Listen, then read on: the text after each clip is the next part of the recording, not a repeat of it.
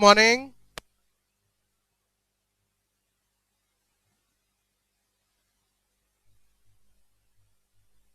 Last lecture में क्या पढ़ा था? अरे लो में क्या टॉपिक पढ़ा था? एक्सेप्शंस पढ़ी थी। कितनी एक्सेप्शंस हो गई थी?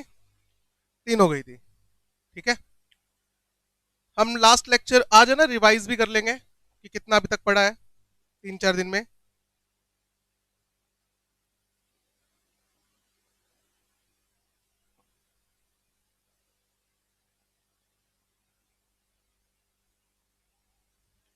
हम पढ़ रहे थे exceptions to the rule of indoor management. Indoor management किसको प्रोटेक्शन देता है? इनोसेंट आउटसाइडर को। ठीक है, और इंडोर मैनेजमेंट क्या कहता है? अगर सब कुछ नॉर्मल चल रहा है, कंपनी का ऑफिसर आके आपके साथ डीलिंग कर रहा है और सब कुछ नॉर्मल चल रहा है, तो आपको इंक्वायरी करने की जरूरत नहीं है कि रिजोल्यूशन पास हुए हैं या नहीं हुए। आप ये मान के चलो कि रिजोल्यूशन पास होने के बाद ही कंपनी का ऑफिसर कंपनी से निकल के आपके साथ डीलिंग कर रहा है। बट इस रूल की कुछ एक्सेप्शंस भी थी। पहली एक्सेप्शन क्या थी? अगर नॉलेज है, आपको पता है रिजोल्यूशन पास हुआ ही नहीं, तो फिर काय का इंडोर मैनेजमेंट? फिर आप इनोसेंट कहां हुए? ठीक है। दूसरा पॉइंट क्या था? अगर डाउटफुल या सस्पिशियस ट्रांजेक्शन है, तो उस केस के अंदर हमें क्या करना होगा? हमें इंक्वायरी करनी चाहिए। हर प्रूडेंट पर्सन को क्या करनी चाहिए? इंक्वायरी करनी चाहिए। एक मिनट, मैं कैमरे से फिर गायब हो गया।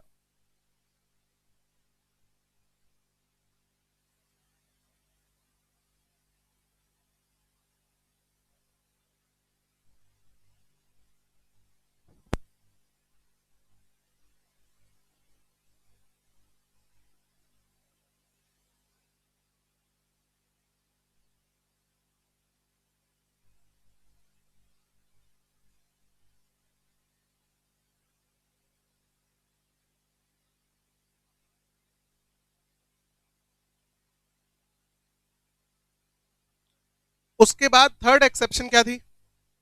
फोर्जरी। फोर्जरी क्या है? फ्रॉड है। और फ्रॉड करके या फोर्जरी करके कोई भी ट्रांजेक्शन कभी भी वैलिड नहीं होती। कोई चाहे मेरे जैसा कितना भी क्यों ना दिखता हो, या मेरे जैसे साइन डिट्टो कर दे, बट वो मैंने तो नहीं किए ना, तो उसके लिए मैं लाइबल नहीं हो सकता। कुछ बच्चों के माइंड में क्वेश्चन ये आ रहा होगा, अगर सर आपके जैसा किसी ने डिट्टो साइन कर दिया, तो कल को ये प्रूव कैसे होगा ये साइन आपने आपने नहीं किए थे? ये मुझे प्रूव करना पड़ेगा, ये फोर्जरी की गई है। अगर प्रूव नहीं हुआ तो ये साइन मेरे ही है। प्रूव होने के बाद ही होता है ये सब। एक सेकंड, बस कैमरा करेक्ट कर दे। नहीं हुआ।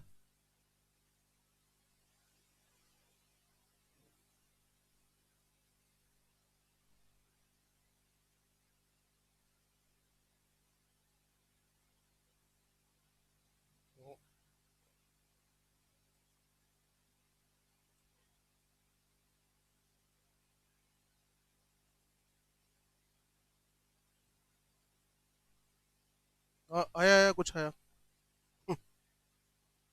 कैमरा घूम गया। हाँ हाँ हाँ, ठीक है ठीक है। एक मिनट, मैं स्क्रीन को ऑन कर देता हूँ ना सर, तो आपके लिए ठीक रहेगा। एक मिनट, हाँ अब ठीक है, ये लाइव है।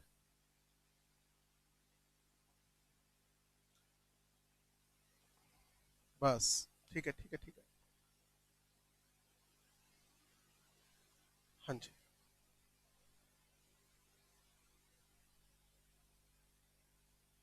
हाँ जी। Fourth exception to the rule of indoor management. Continue करेंगे नोट्स में। No knowledge of no knowledge of MOA and AOA. Indoor management क्या कहता है कि अगर रूल एग्जिस्ट करता है, तो आउटसाइडर उसकी क्या ले सकता है? प्रिजम्पशन ले सकता है। अगर रूल एग्जिस्ट करता है तो, रूल एग्जिस्ट करता है या नहीं करता है, ये कैसे पता लगेगा? एमओए और एओए रीड करके। कंस्ट्रक्टिव नोटिस क्या कहता है? कंस्ट्रक्टिव नोटिस कहता है आपको एमओए और एओए की नॉलेज होनी चाहिए। ऑब्टेन दी, हाँ, नॉलेज ऑफ प्रोविजंस या rules of companies MOA and AOA. उसके बाद डॉक्ट्रिन ऑफ इंडोर मैनेजमेंट क्या कहता है?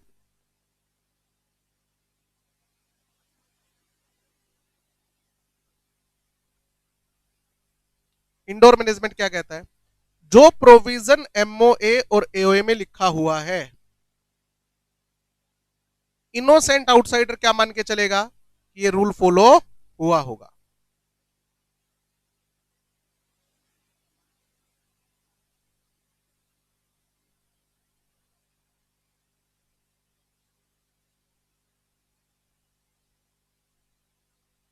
Innocent outsider can presume the observation या compliance of rules of MOA and AOA. यही बात है। अच्छा, इन दोनों रूल में सबसे पहला रूल कौन सा होना चाहिए आपके अकॉर्डिंग? दो रूल है। पहला कि आपको एमओए और एओए की नॉलेज होनी चाहिए, और दूसरा है कि आउटसाइडर ये प्रिज्यूम कर सकता है जो रूल्स एमओए और एओए में लिखे हुए हैं, डायरेक्टर ने उसको फॉलो करने के बाद ही ट्रांजेक्शंस को क्या किया है? इनिशिएट किया है। ये दो बातें लिख रखी है। आपके अकॉर्डिंग इस सीक्वेंस को मैं ऊपर नीचे कर सकता हूं, मतलब पहले इंडोर मैनेजमेंट और फिर कंस्ट्रक्टिव नोटिस, ऐसा कर सकते हैं? तो पहले क्या आना चाहिए? पहले कौन सा रूल आना चाहिए दोनों में? Always constructive notice first. अगर आपको ये नॉलेज ही नहीं है कि रूल क्या है, तो आप उसकी प्रिजम्पशन कैसे ले सकते हो? तो पहले क्या होगा? फर्स्ट ये करना पड़ेगा आपको, देन ये आएगा। अगर मुझे किसी रूल की नॉलेज ही नहीं है, तो क्या मैं उसकी प्रिजम्पशन ले सकता हूं? नहीं। आप दो दो प्रिजम्पशन थोड़ी ले सकते हो कि ये रूल भी होगा और वो फॉलो भी हुआ होगा। पॉइंट समझ में आया? थोड़ा थोड़ा। चलो, इसके अंदर केस में क्या था मैं आपको समझाता हूं।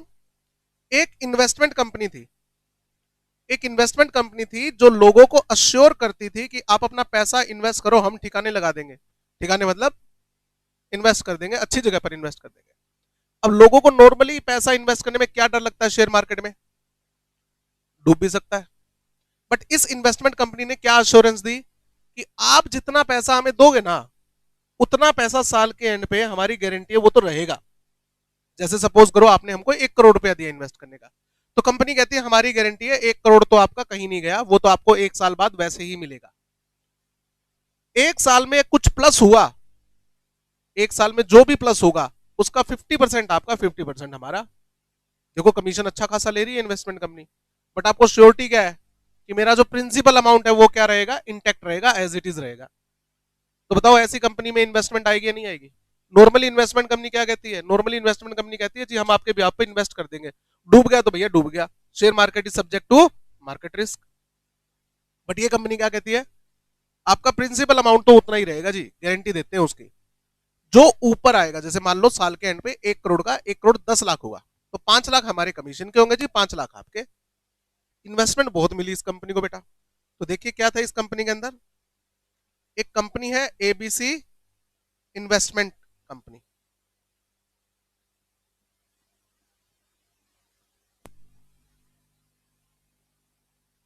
इस कंपनी के एमओए में ऑब्जेक्ट क्लोज में क्या लिखा हुआ है कि हमारा काम क्या है? इन्वेस्टमेंट करना।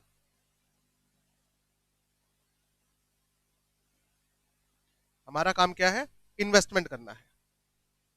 इन्वेस्टमेंट करेगा कौन पैसे को? आर्टिकल ऑफिस में क्या लिखा हुआ है? Board of directors are authorised to invest the money. पैसा इन्वेस्ट करने की पावर किसके पास है? बोर्ड ऑफ डायरेक्टर के पास है। सही बात है। आगे लिखा हुआ है बोर्ड ऑफ डायरेक्टर्स में डेलीगेट, डेलीगेट बोले तो ट्रांसफर दिस पावर। कौन सी power? Power to invest money to any one director. To any one director, और वो एक डायरेक्टर कौन होगा ये बोर्ड रिजोल्यूशन पास करके हम डिसाइड करेंगे बाय बोर्ड रिजोल्यूशन। अब इस कहानी को समझते हैं। सबसे पहले लिखा क्या है अपनों ने, investment decision will be taken by board of director. Board of director का मतलब एक डायरेक्टर नहीं है, बोर्ड ऑफ डायरेक्टर का मतलब सिंगल डायरेक्टर नहीं होता। एक प्राइवेट कंपनी में कितने डायरेक्टर होने चाहिए, मिनिमम 2, पब्लिक में 3 मिनिमम होने चाहिए ना, ज्यादा भी हो सकते हैं अकॉर्डिंग टू बिजनेस साइज। आपका बिजनेस जितना बड़ा होगा उसको मैनेज करने के लिए बंदे ज्यादा चाहिए। तो सपोज करो हमारी कंपनी में 5 डायरेक्टर हैं, तो अगर कहीं एक्ट में लिखा हुआ है कि बोर्ड ऑफ डायरेक्टर ये डिसाइड करेंगे, तो इसका मतलब क्या है, जब तक 5 में से 3 डायरेक्टर मेजोरिटी अग्री ना कर जाए वो काम नहीं हो सकता। बोर्ड रिजोल्यूशन का मतलब यही होता है बेटा, मेजोरिटी ऑफ डायरेक्टर्स। तो मान लीजिए 5 डायरेक्टर और एक डायरेक्टर कहता है कि इस पैसे को रिलायंस कंपनी के शेयर में इन्वेस्ट कर देना चाहिए, और 4 कहते हैं नहीं नहीं यार, रिलायंस से अच्छा एक काम करेंगे, एनवीडिया में इन्वेस्ट करेंगे, किसी और कंपनी में इन्वेस्ट करेंगे। तो बताओ फिर कहां इन्वेस्टमेंट होगी, दूसरी कंपनी में। एक बंदे की नहीं चलेगी जी। Decision are taken by board of director, not director. Director एक इंडिविजुअल बंदा होता है, बोर्ड ऑफ डायरेक्टर का मतलब क्या है, ग्रुप। हम ग्रुप में बैठेंगे और जो मेजोरिटी कहेगी वो काम होगा। ठीक बात है। फिर इसी की अगली लाइन में क्या लिखा हुआ है कि मान लीजिए बोर्ड ऑफ डायरेक्टर किसी काम में बिजी है, अब इन्वेस्टमेंट डिसीजन कैसे ले भाई। तो अगर हम बिजी होंगे तो हम अपनी पावर किसी एक डायरेक्टर को क्या कर देंगे, डेलीगेट कर देंगे कि इन्वेस्टमेंट डिसीजन भाई तुम लोगे, हम सब तो बिजी हैं। और ये बात है ना लगभग हर कंपनी के आर्टिकल ऑफिस में लिखा होता है। सेक्शन 179 में बोर्ड ऑफ डायरेक्टर की पावर और ड्यूटी दे रखी है, ड्यूटीज दे रखी है बेसिकली। ठीक है, कि कौन सा काम कंपनी का डायरेक्टर करेगा, और उसमें हमेशा ये लिखा होता है board of director may delegate this power to any person.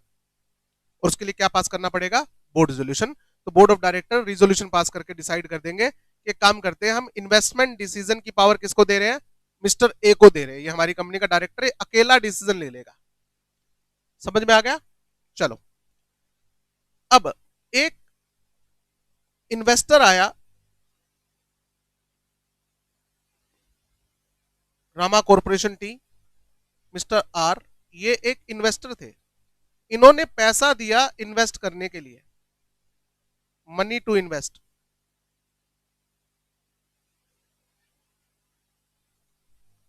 ठीक है, काफी बड़ी अमाउंट थी, और मिस्टर टी जो है वो कंपनी के डायरेक्टर है, मिस्टर टी जो है वो कंपनी के डायरेक्टर है। इनको ये पैसा दिया इन्वेस्ट करने के लिए।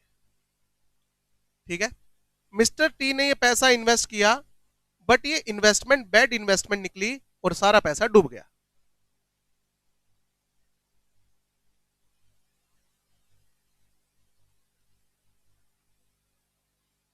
It was a bad investment, सोच समझ के पैसा इन्वेस्ट नहीं किया गया और लॉस हो गया। अब जैसा कि मैंने आपको पहले ही बताया कि कंपनी ने क्या कहा हुआ था, आप जितना पैसा दोगे उसकी तो गारंटी रहेगी जी हमारी। मिस्टर आर ने पैसा किससे क्लेम किया, कंपनी से, साल के एंड पे, लाओ पैसा दो मेरा।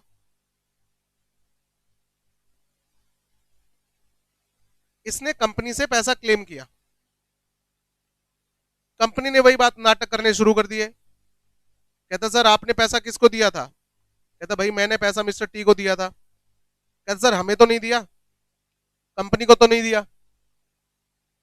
अगर आप पैसा कंपनी को देते तो कंपनी लाइबल होती, ये तो आपने पर्सनली किसको पैसा दिया है, मिस्टर टी को दिया है, और उसने पर्सनल इन्वेस्टमेंट की थी आपके पैसों की जो कि डूब गई, कंपनी उसके लिए लाइबल नहीं है। मिस्टर आर ने केस फाइल कर दिया कोर्ट में। बोर्ड ऑफ डायरेक्टर्स जो है कंपनी के वो क्या प्ली ले रहे हैं कि सर ये मिस्टर टी ने अकेले इन्वेस्टमेंट की है, जबकि कंपनी के आर्टिकल ऑफ के अकॉर्डिंग डिसीजन कौन लेगा, बोर्ड ऑफ डायरेक्टर्स। तो बोर्ड ऑफ डायरेक्टर्स ने कहा we never authorised mister T to make investment decisions. हमने कभी मिस्टर टी को ऑथोराइज ही नहीं किया, बोर्ड रेजोल्यूशन ही पास नहीं किया था, ठीक है। अब मिस्टर आर के वकील ने क्या कहा, इंडोर मैनेजमेंट। ये कौन है मिस्टर टी, आपकी कंपनी का डायरेक्टर है। आपकी कंपनी का डायरेक्टर चल के हमारे साथ ट्रांजैक्शन कर रहा है, तो हम ये मान के चलेंगे कि इसको बोर्ड रिजोल्यूशन पास करके ऑथोराइज किया गया था, और उसके बाद ही मेरे साथ क्या कर रहा है, ट्रांजैक्शन कर रहा है। Doctrine of indoor management. चलो अब बताओ आपके अकॉर्डिंग आउटसाइडर की बात ठीक है या नहीं है। मामला कहां गया था, कोर्ट में। कोर्ट में कौन, जिले इलाही। इंसाफ अब हम करेंगे। कोर्ट ने दोनों की बात सुनी। कंपनी के बोर्ड ऑफ डायरेक्टर्स के वकील क्या प्ली दे रहे हैं कि सर मिस्टर टी को तो ऑथोराइज ही नहीं किया गया था, कोई बोर्ड रिजोल्यूशन पास नहीं हुआ था। और मिस्टर आर के वकील ने क्या कहा, इंडोर मैनेजमेंट। अगर कंपनी का ऑफिसर चल के हमारे साथ डीलिंग कर रहा है, तो इंटरनली जो रिजोल्यूशन वगैरह पास करवाने थे, तो पास करवाने के बाद उसको आना चाहिए था। हम तो ये प्रिजम्पशन लेके चलेंगे कि बोर्ड रिजोल्यूशन पास हुआ है। जज काफी इंप्रेस हुए, देखो खुशी देखो उसके चेहरे पे, वाह मजा आ गया, सही कह रहा है ये, इंडोर मैनेजमेंट का बेनिफिट मिलना चाहिए। जज फैसला सुनाने ही वाला था, इतने में मिस्टर आर के वकील के, सॉरी मिस्टर आर के नहीं, कंपनी के बोर्ड ऑफ डायरेक्टर के वकील के कान में किसी ने आके कुछ कहा। जज फिल्मी सीन होता है कि फैसला सुनाना ही वाला है जज सारे सबूतों और गवाहों के बयानात हम इस नतीजे पर पहुंचते हैं, और इतने में वकील कहता है ठहरिए जज साहब। वो कहता है क्या हो गया, जज साहब मुझे एक सवाल और पूछना है। तो सेम ऐसा ही हुआ, जैसे ये वकील कोर्ट फैसला सुनाने वाली थी कि हाँ इंडोर मैनेजमेंट का बेनिफिट जो है वो आउटसाइडर को मिलेगा, और ये फैसला इसके फेवर में जाने वाला है। बोर्ड ऑफ डायरेक्टर को वकील ने कहा कि जज साहब मुझे एक एविडेंस अभी मिला है और बहुत इंपॉर्टेंट है, और मुझे 5 मिनट का टाइम और चाहिए। जज कहता है यार इसमें क्या बच गया, इंडोर मैनेजमेंट का बेनिफिट मिलेगा उसको। कहता सर बस 5 मिनट और दे दो। कहता भाई मिटा ले तू तेरी खाज। कहता मुझे क्वेश्चन पूछना है, किससे, मिस्टर आर से। मिस्टर आर को कटघरे में बुला के एक ही क्वेश्चन पूछा। कहता सर ये आज का अखबार है, इंग्लिश न्यूज़पेपर, आज की हेडिंग क्या है वो बताओगे पढ़ के। मिस्टर आर ने कहा क्यों मजाक कर रहे हो भाई, मैं तो अनपढ़ हूं, मुझे इंग्लिश पढ़नी नहीं आती, इंग्लिश छोड़ो हिंदी पढ़नी नहीं आती, मैं तो अनपढ़ हूं। कहते सर अगर आप अनपढ़ हो तो आपने कंपनी का एमओए कब पढ़ा और कब समझा। कहते मैंने तो पढ़ा ही नहीं, नो नॉलेज।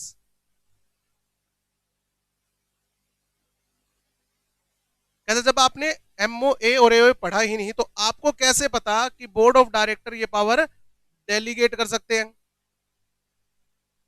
जिस चीज की आपने प्रिजम्पशन ले ली कि मैं तो ये मान के चल रहा हूं कि बोर्ड ऑफ डायरेक्टर ने क्या किया है, बोर्ड ऑफ डायरेक्टर ने बोर्ड रिजोल्यूशन पास करके एक सिंगल डायरेक्टर को ऑथोराइज किया है। आपने इस रूल की प्रिजम्पशन कैसे ली, आपको ये कैसे पता लगा कि ये रूल है। चुप, इसके बाद कोई जवाब नहीं था। अब देखो क्या कहता है रूल, यानी कि आपने कहा मुझे एमओए और एओए की नॉलेज ही नहीं थी। तो नॉलेज ही नहीं थी तो भैया अजम्पशन किस चीज की ले रहे हो, यानी कि आप यहां पर दो अजम्पशन लेके चल रहे हो कि ऐसा रूल होगा और फिर वो रूल फॉलो भी हुआ होगा। दो दो अजम्पशन नहीं ले सकते, आपको पहले इंश्योर करना पड़ेगा कि इस तरह का कोई प्रोविजन है या नहीं है। अगर प्रोविजन है तो आप प्रिजम्पशन ले सकते हो कि ये प्रोविजन फॉलो हुआ होगा। दो दो प्रिजम्पशन, यानी कि आपको नॉलेज नहीं थी तो बताइए क्या आपको इंडोर मैनेजमेंट का बेनिफिट मिलेगा, नहीं मिलेगा। No benefit of indoor management.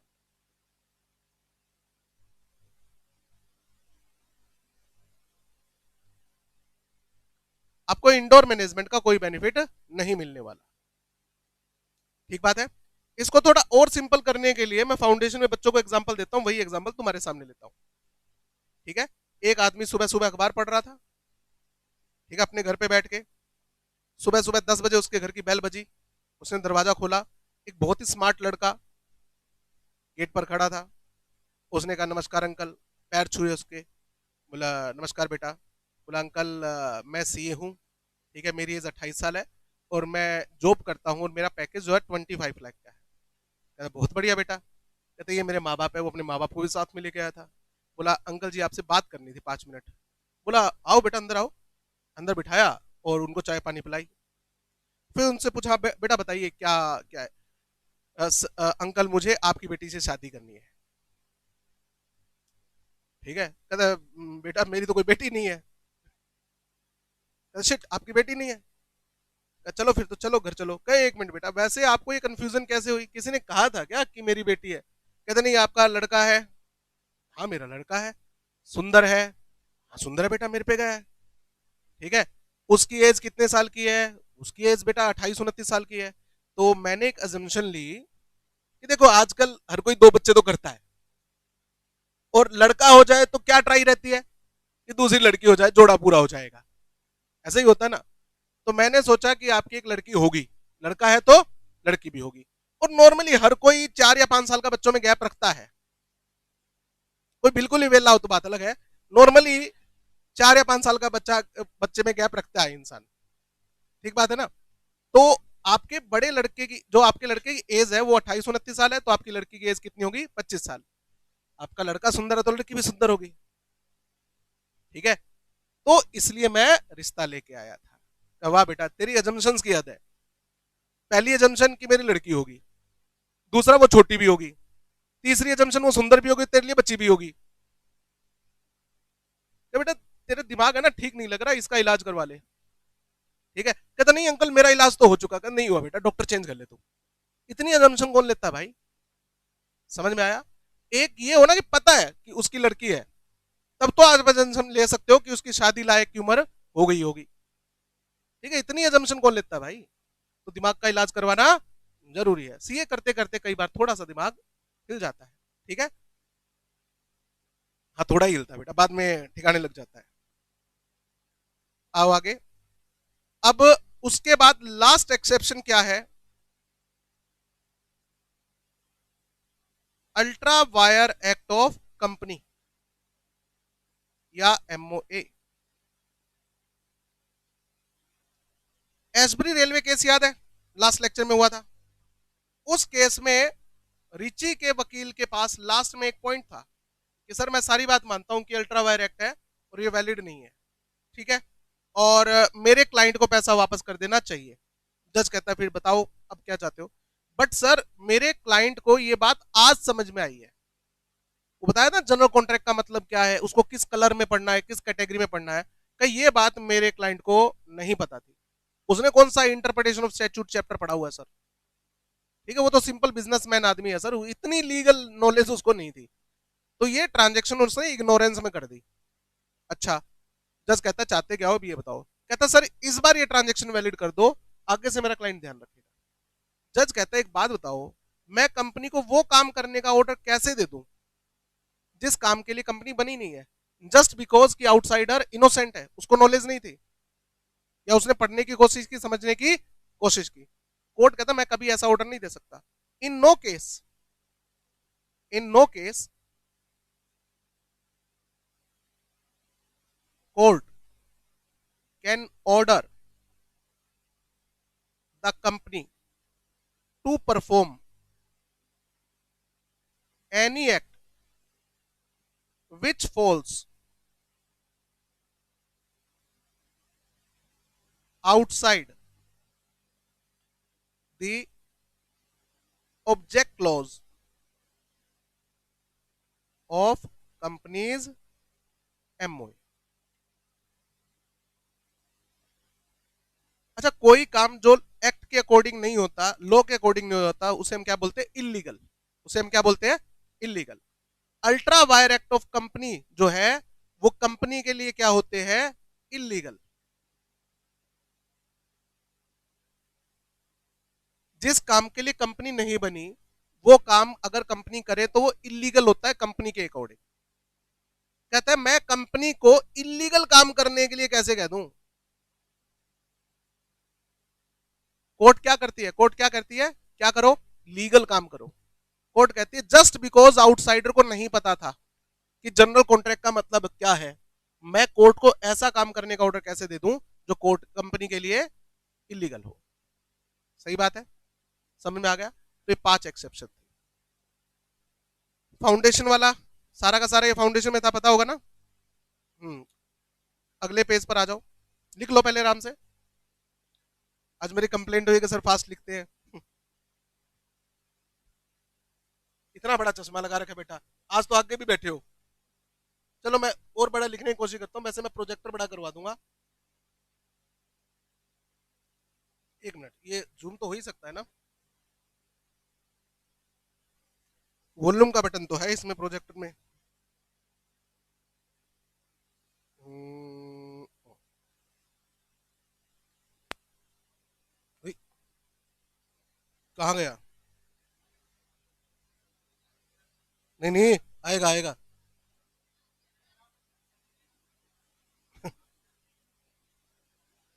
छुट्टी मेरे लेक्चर में कभी नहीं होती बेटा, इसके लिए दुआ करनी पड़ेगी मैं बीमार हो जाऊं। अबे कहाँ गया, कौन मनहूस है? आ गया, मैं पंगे नहीं लेता भाई।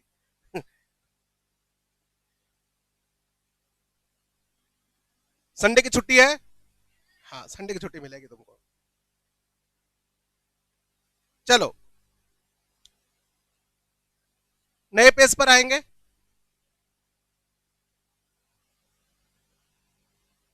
कौन कौन से डॉक्यूमेंट बताए थे जो मोस्ट इंपॉर्टेंट है? एमओए। अच्छा, एमओए में कौन कौन से क्लोज होते हैं? सबसे पहला क्लोज कौन सा होता है? Name close.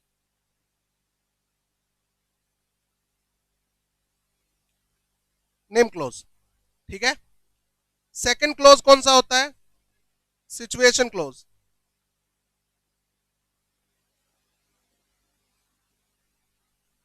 Third close object close, purpose close या बिजनेस क्लोज, जो भी आपको बोलना है। अच्छा, सिचुएशन क्लोज को डोमिसाइल क्लोज भी बोलते हैं। डोमिसाइल का मतलब कहाँ के रहने वाले हो, कौन से स्टेट के रहने वाले हो। उसके बाद लाइबिलिटी क्लोज।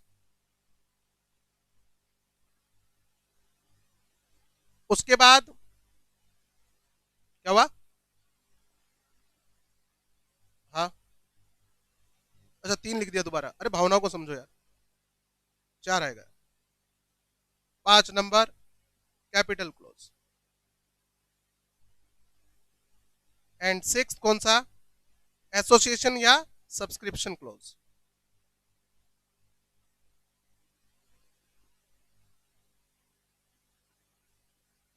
अच्छा, नेम क्लोज में कंपनी का नाम आएगा, ठीक है।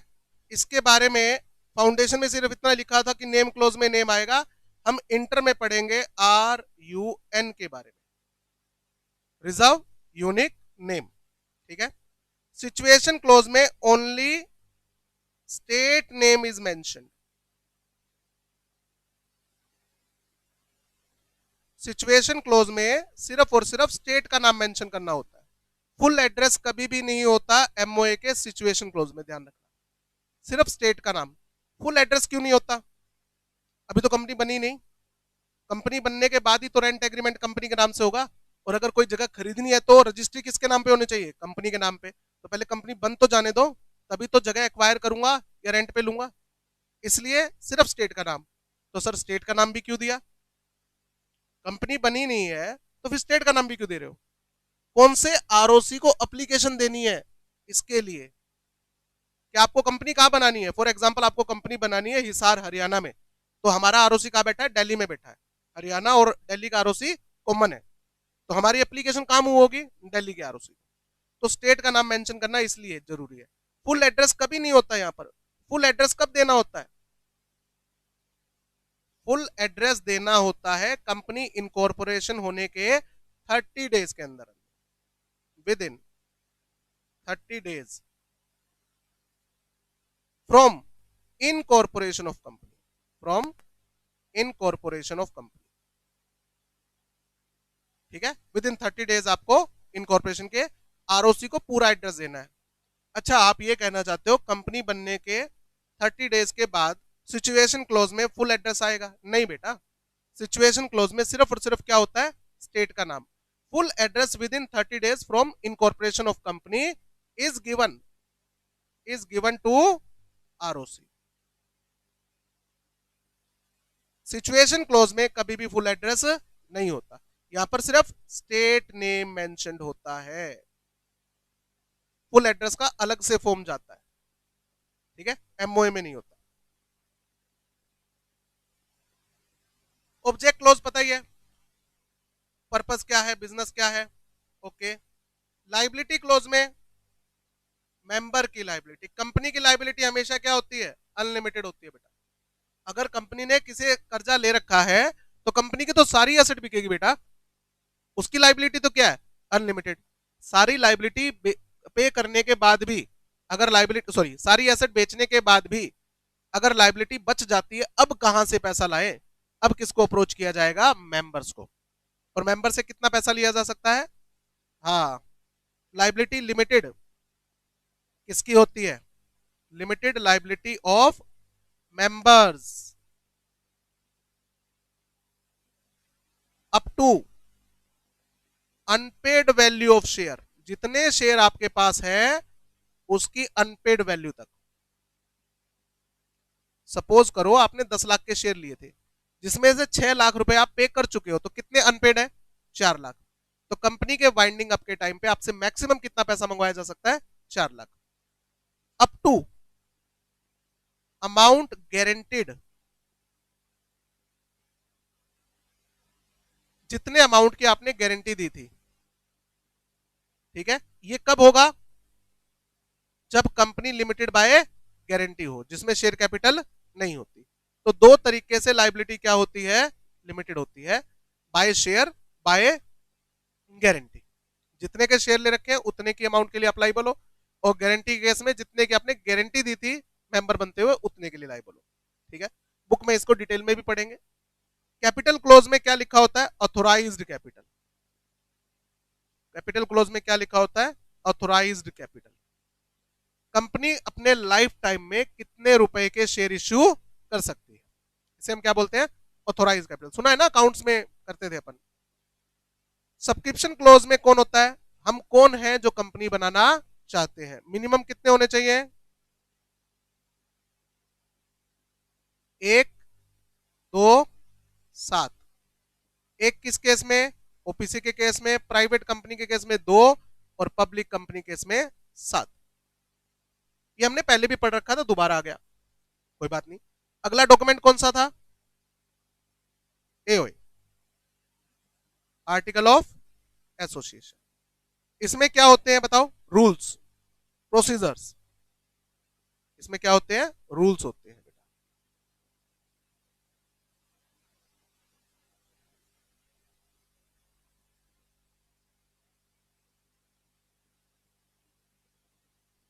It contains rules. एक पॉइंट जो फाउंडेशन में भी बच्चों को परेशान करता था और थोड़ा बहुत इंटर में भी करता है, और इस पे इंटर में क्वेश्चन आ सकता है, एंट्रेंचमेंट का। Entrenchment to the provisions of article of association.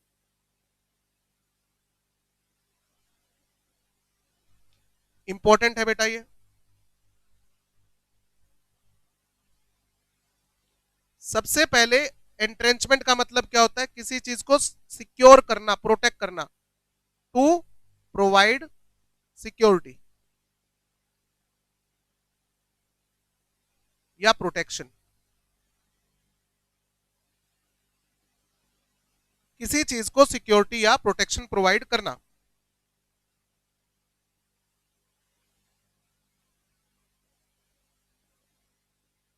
अब समझिए इसका कॉन्सेप्ट क्या था। हमेशा कंपनी में दो ग्रुप होते हैं बेटा, एक मेजोरिटी ग्रुप और एक माइनॉरिटी ग्रुप।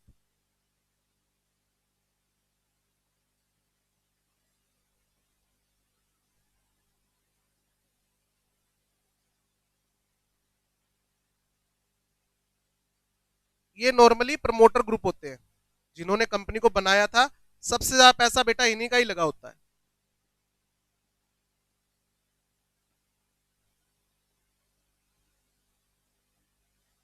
एग्जाम्पल लेके चलते हैं, इनके पास कंपनी के 80% शेयर्स हैं।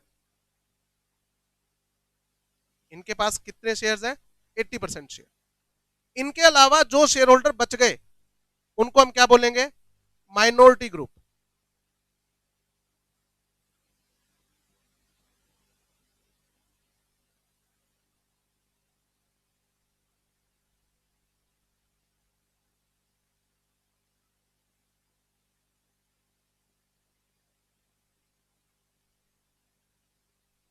बताओ कितने शेयर बचे इनके पास? 20%। एग्जाम्पल है ये।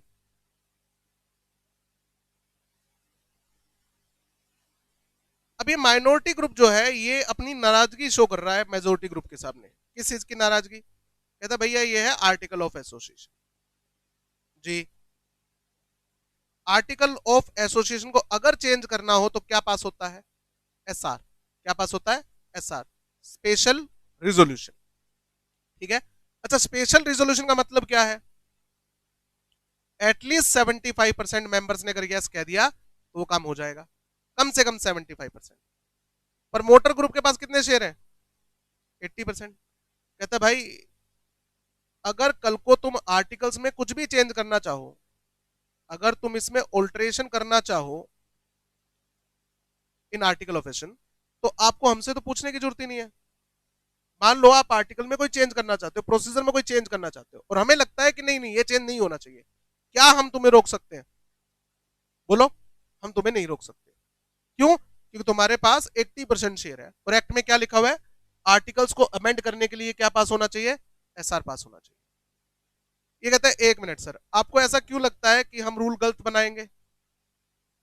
अगर हमने रूल गलत बनाया तो नुकसान सबसे ज्यादा किसका होगा? हमारा। कि कंपनी में सबसे ज्यादा शेयर किसके पास है?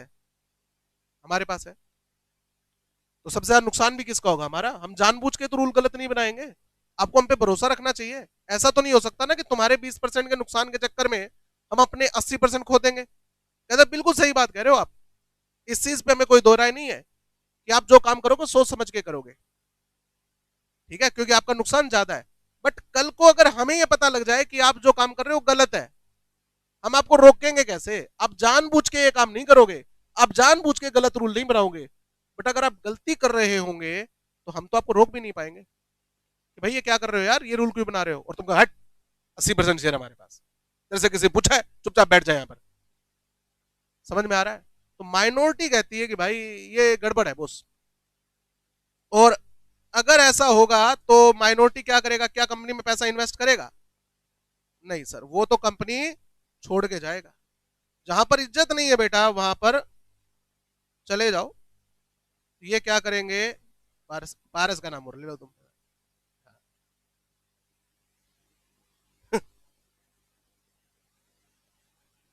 बताओ। बच्चे भी मजे ले रहे, बताओ मेरे।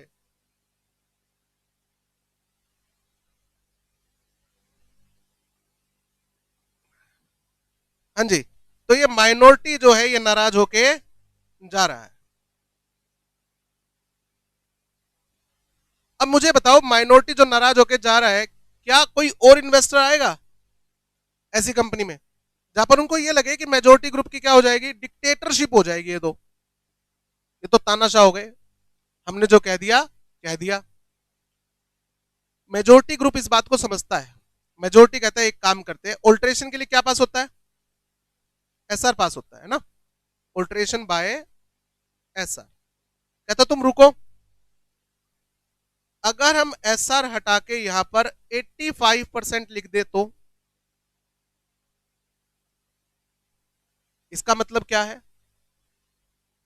कल को अगर कभी भी आर्टिकल्स को चेंज करना होगा तो कम से कम कितने परसेंट वोटिंग चाहिए? 85%। हमारे पास कितने हैं? और तुम्हें इन्वॉल्व करना क्या हो गया जरूरी? या 90 लिख देता हूं, 95 लिख देता हूं, या 100% लिख देते हैं भाई। लो,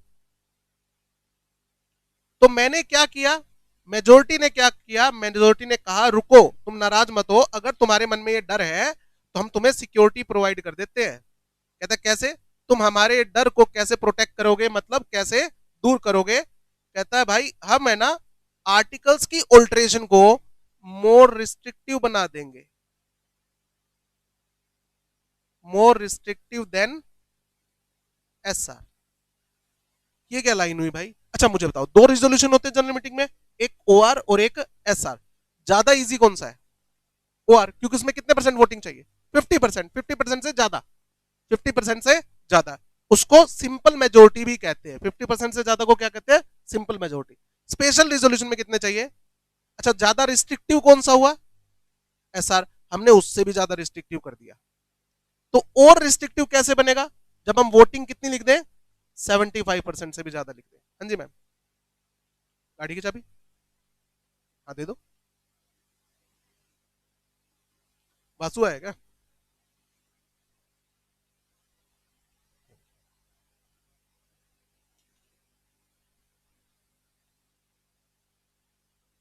मोर रिस्ट्रिक्टिव देन एसआर। ये पॉइंट क्लियर हुआ थोड़ा थोड़ा? अच्छा, अब है ना, इसे बोलते हैं एंट्रेंचमेंट प्रोवाइड करना, कि हमारे आर्टिकल्स को हम एसआर पास करके क्या कर सकते थे, ऑल्टर कर सकते थे। बट हमने रूल में क्या लिख दिया कि ज्यादा वोटिंग करवानी पड़ेगी। किस लिए? ताकि माइनॉरिटी क्या ना हो जाए, नाराज ना हो जाए। कहता अब तो खुश हो? हाँ खुश है। इसे बोलते हैं entrenchment to the provisions of article of association. ये कैसे प्रोवाइड की जा सकती है? या तो कंपनी अगर बनी नहीं है तो स्टार्टिंग में ही लिख दिया, हमने स्टार्टिंग में ही अपने आर्टिकल ऑफ में लिख दिया कि हमारी कंपनी के आर्टिकल्स को चेंज करने के लिए 80% सॉरी 85% वोटिंग पावर चाहिए। Entrenchment included at the time of incorporation of company. Entrenchment कब दी जा सकती है? स्टार्टिंग में ही सर। हमने कंपनी इनकॉर्पोरेशन के टाइम पे जो आर्टिकल ऑफ एसोसिएशन फाइल किया था ना, उसमें डे 1 से ही लिखा हुआ था कि हमारी कंपनी के आर्टिकल्स को चेंज नहीं किया जा सकता जब तक 85% वोटिंग पावर ना हो। 85 में एग्जांपल ले रहा हूं, ये 90 भी हो सकती है, 95 भी हो सकती है, 100 भी हो सकती है। पॉइंट समझ में आ रहा है? पर्पस समझ में आ रहा है क्या है कि वोटिंग मैं क्यों बढ़ा रहा हूं? ताकि माइनॉरिटी इन्वॉल्व हो जाए। क्लियर? सर एक्चुअली क्या है, कंपनी तो बन चुकी है और उसके बाद माइनॉरिटी को क्या हो रहा है, फियर फील हो रहा है कि हमारे साथ तो गलत हो रहा है भाई। क्या तो कोई बात नहीं सर, क्या कंपनी बनने के बाद आर्टिकल्स में चेंज नहीं किया जा सकता? चेंज कर सकते हैं after the incorporation of company.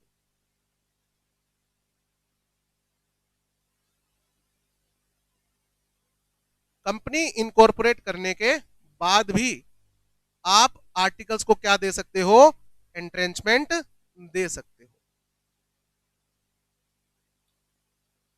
अब देखा जाएगा कंपनी कितने तरह की है।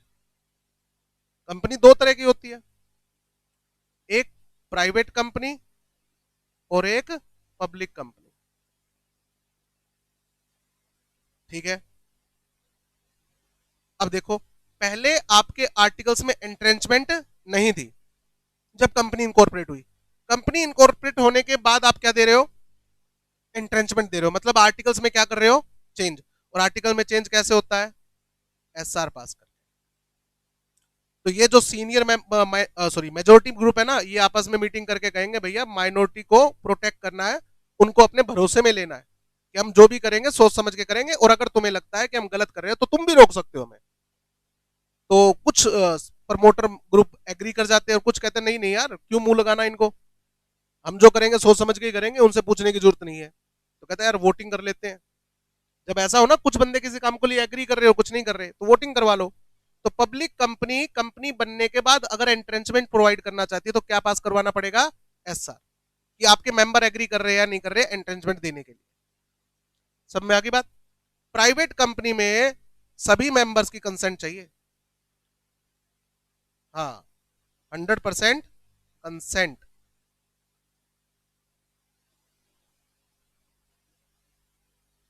ये फर्क है जी।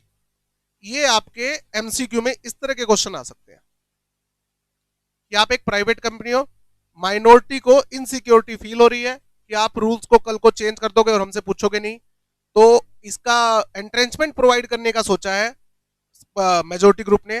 तो उसके लिए कौन सा रिजोल्यूशन पास होगा? फिर आपको चार ऑप्शन देंगे, ओआर, एसआर, 100% कंसेंट, और लास्ट में लिख देंगे नन ऑफ अबोव, मतलब ऐसा कर ही नहीं सकते आप।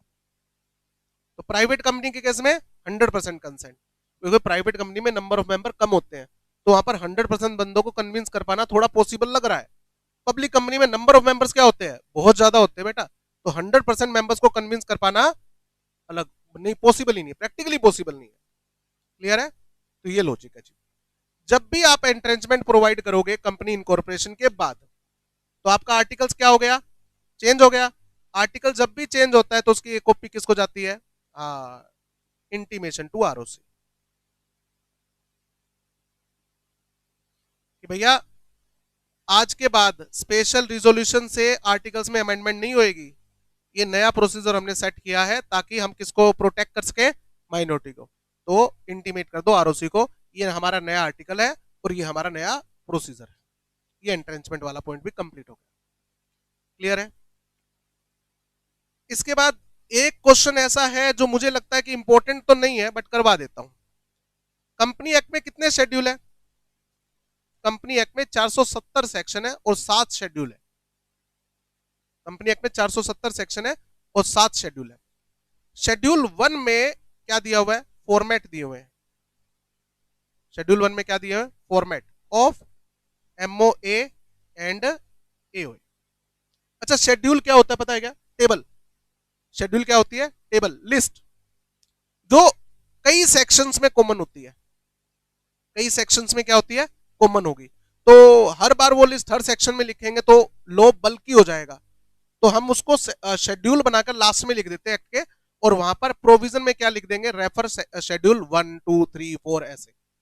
तो शेड्यूल 1 जो है वो फॉर्मेट है एमओए और एओए का।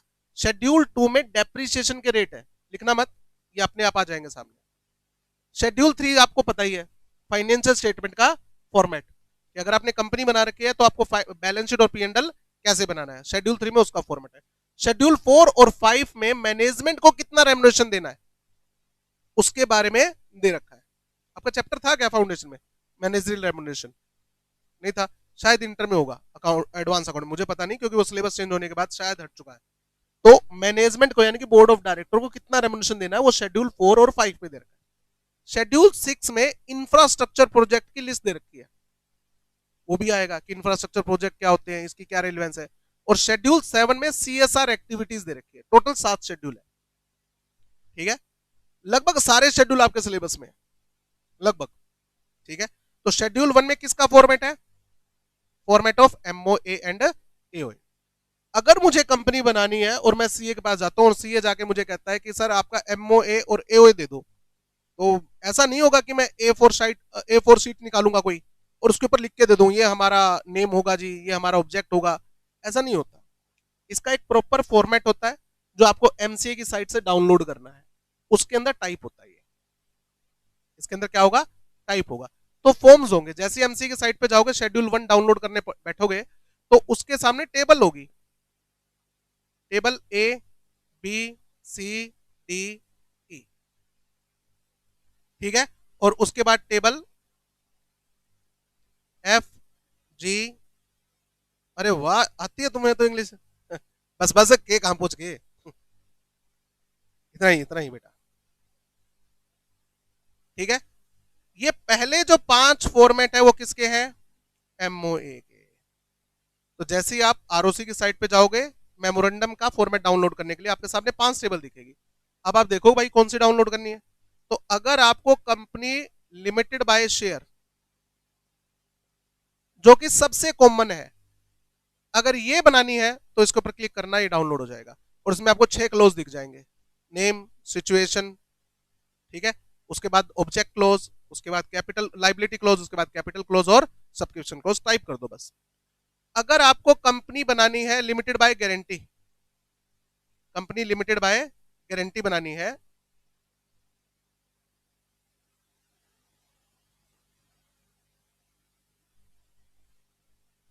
तो टेबल बी। अब आप देखोगे ना तो इसमें एक ही फर्क मिलेगा, इसमें 5 क्लोज मिलेंगे आपको। इसमें कितने क्लोज मिलेंगे? 5। कैपिटल क्लोज मिलेगा ही नहीं। क्यों नहीं मिलेगा? जो कंपनी लिमिटेड बाय गारंटी होती है उसमें शेयर कैपिटल नहीं होती। Normally company limited by guarantee कब बनाई जाती है? जब हमारा पर्पस बिजनेस करना नहीं हो, जैसे कि अंडर सेक्शन 8 कंपनी, हमें कैपिटल की जरूरत ही नहीं है भाई, हमारा पर्पस जो है वो बिजनेस करना है ही नहीं। तो भाई बिजनेस नहीं करोगे तो पैसा कहां से आएगा? डोनेशन, मेंबर सब्सक्रिप्शन यहां से आएगा जी।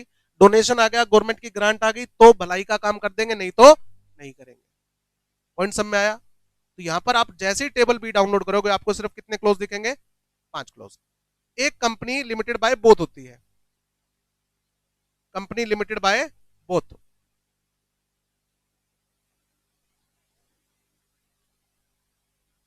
जिसमें शेयर कैपिटल भी होगी और मेंबर गारंटी भी देंगे कि अगर कंपनी वाइंड अप हो जाती है, कंपनी की सारी एसेट बेचने के बाद भी अगर लायबिलिटी बच जाती है तो जितनी अनपेड कैपिटल है वो भी देंगे, और अगर उसके बाद भी क्रेडिटर की पूरी पेमेंट नहीं हुई तो इतने रुपए गारंटी और दे रहे हैं।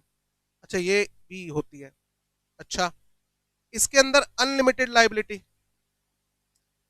अगर मुझे अनलिमिटेड लायबिलिटी वाली कंपनी बनानी है जो कि बहुत ही अनकॉमन है, not having share capital, not having share capital.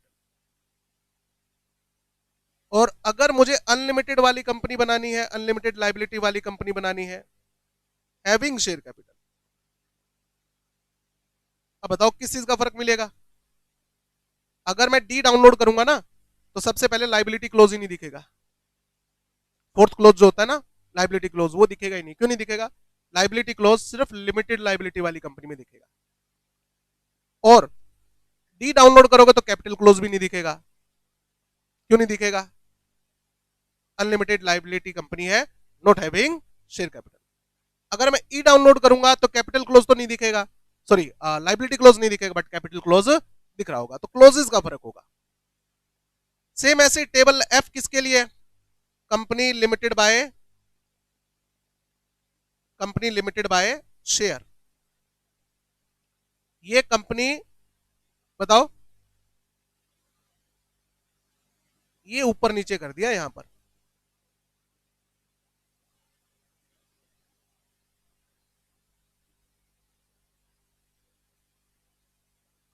MOA की सीक्वेंस तो ठीक है, यहां पर सीक्वेंस को क्या कर दिया? ऊपर नीचे कर दिया।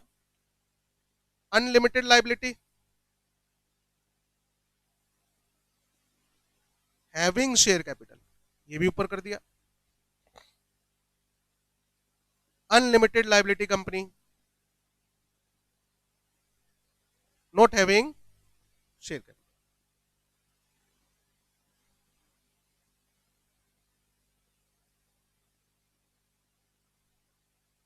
अब देखो, मुझे ये टॉपिक कभी भी इंपॉर्टेंट नजर नहीं आया, ना फाउंडेशन में ना इंटर में, बट अब इंस्टीट्यूट जिस लेवल के पेपर बना रही है, इंस्टीट्यूट क्या करती है, अब फोकस कर रही है आप कौन कौन सा एरिया छोड़ के जा रहे हो। इंस्टीट्यूट भी नजर रखती है बेटा इस पे कि आप कौन कौन से एरिया को लाइटली ले रहे हो, कौन से एरिया को छोड़ रहे हो आप। और जैसे ही पता लगा कि आप ये छोड़ के जा रहे हो, अब 2 नंबर के एमसीक्यू में क्या आ जाएगा? ये आ जाएगा कि आपको कंपनी लिमिटेड बाय गारंटी बनानी है, उसके लिए एओए का फॉर्मेट कौन सा होगा। एग्जांपल दे रहा हूं मैं ये, तो इससे शायद अब एमसीक्यू आ जाए, इसलिए मैंने करवाया, नहीं तो मुझे ये टॉपिक इंपॉर्टेंट नजर नहीं आता। मैं आपको टॉपिक सारे करवाऊंगा, ठीक है, जितना बुक में है सारे टॉपिक करेंगे, ए टू जेड सारे टॉपिक, एक भी टॉपिक नहीं छुड़वाऊंगा, ये छोड़ दो, टॉपिक सारे करेंगे। हाँ, मेरी तरफ से जो मुझे इंट्यूशन है कि हाँ ये टॉपिक बहुत इंपॉर्टेंट है, आईसीआई को इस पे क्वेश्चन ज्यादा पूछने चाहिए, तो मैं वो मार्क जरूर करवाता हूँ, ठीक है। बट वही बात, अगर बाई चांस मान लो मेरे को लगे कि टॉपिक इंपॉर्टेंट नहीं, मैं कहता हूँ छोड़ दो, और एग्जाम में वही आ गया 4 नंबर का, तो मेरे को बच्चे गालियां बहुत निकालेंगे, इसलिए मैं ये काम करता नहीं हूँ, करवाऊंगा सारे टॉपिक। आप बच्चे पूछते हैं कि इंपॉर्टेंट क्या है, अनइम्पोर्टेंट क्या है, तो मैं थोड़ा सा मार्क करवा देता हूँ। हालांकि आजकल इंपॉर्टेंट और अनइम्पोर्टेंट कुछ रहा नहीं, जिस हिसाब से आईसीआई पेपर ड्राफ्ट कर रही है ना, तो ये जो टीचर है ना जो आपको रट्टे मरवाते हैं, उनकी दुकान अब बंद होने वाली है। वो बंद इसीलिए होने वाली है क्योंकि अब आईसीआई जो है रट्टे वाले पेपर नहीं दे रही, बिल्कुल भी नहीं दे रही, ठीक है। और जो मेमोरी कोड होते हैं ना कि याद कर लो, रट्टा मार लो इन वर्ड्स का मेमोरी कोड से, वो सारी की सारी दुकानें बंद है। वो गया जमाना जब इंस्टीट्यूट कहती थी एमसीक्यू कर ले लो और 30 मार्क्स फ्री में आपके, तो बच्चा ये सोच गया 30 मार्क्स में से 20 तो आ ही जाएंगे, मरे से मरे तो आ जाएंगे। बेटा मर जाओगे, बट 20 नहीं आएंगे इतनी आसानी से, 30 में से 20 नहीं आएंगे, ठीक है ना, तो इतना आसान नहीं है। इसलिए थोड़ा सा लेवल हम बढ़ाएंगे, आईसीआई को हम दोष नहीं दे रहे, आईसीआई ने अपना स्टैंडर्ड रेज किया तो तुम्हारी भलाई के लिए क्या है, हम अपना पढ़ने का लेवल रेज करेंगे। मेरा तो स्टार्टिंग से ये रहा है, तुम लोगों को पढ़ने का लेवल रेज करना पड़ेगा, ठीक है। तो आज के लिए इतना काफी है, अभी मैंने सिर्फ आपको फाउंडेशन का करवाया है, नेक्स्ट लेक्चर में आपको बुक में से पढ़ाऊंगा जितना फाउंडेशन में किया है, और उसके बाद इंटर का लेवल स्टार्ट हो जाएगा आपका, ठीक है।